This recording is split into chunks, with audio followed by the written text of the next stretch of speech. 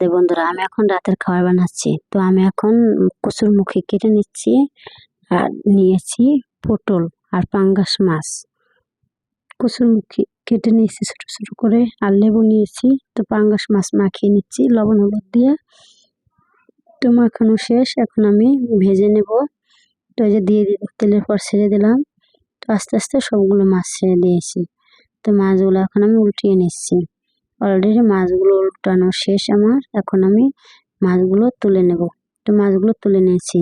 তো এই যে পটল একভাবে এক আইটেমে রান্না করবো, পটলগুলো লবণ হলুদ দিয়ে মাখিয়ে একটু ভেজে নিচ্ছি। তো পটলগুলো ভাজা শেষ, পটলগুলো এখন নামিয়ে নিচ্ছি। পটল ভাজা খুব ভালো হয়েছে। তো পটল ভেজে রেখে দিলাম। এখন আমি আলু আর কচুরমুখী দিয়ে নেড়ে চেড়ে কষিয়ে নিচ্ছি। তো লবণ হলুদ তারপর মরিচের গুঁড়া দিয়ে কষিয়ে নিলাম। তো এখান দিয়ে ঝোল দিয়ে দিয়েছি, জাল হচ্ছে। তো এখান থেকে সর্ষে বেটে নিচ্ছি। তো তরকারি রান্না শেষ, পাঙ্গাস মাছের ঝোল। তো এখান থেকে ভাত বসিয়ে দিয়েছিলাম, ভাতটা হয়ে গেছে। তো এখন আমি এই যে ভাত নেড়ে চেড়ে দিচ্ছি। তো এখানে দিয়েছি কাঁচা লঙ্কা কেটে কুচি কুচি করে।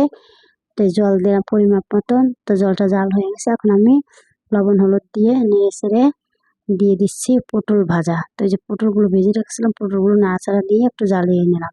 এখন সর্ষে বাটা দিয়ে দিলাম।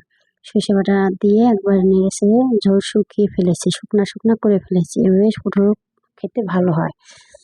তো এই যে রান্না শেষ, এখন আমি থালা বাতর যা আছে সেগুলো মেজে নিচ্ছি। তো এই যে ধুয়ে নিচ্ছি রাইস কুকারের ঢাকনা, তারপর গ্যাসের চুলা। তো এগুলো আমি পরিষ্কার করে নিচ্ছি। তো ওগুলো পরিষ্কার শেষ। দিদি বলে কেক খাবো জল দিয়ে, তো ওকে কেক দিলাম জল দিয়ে।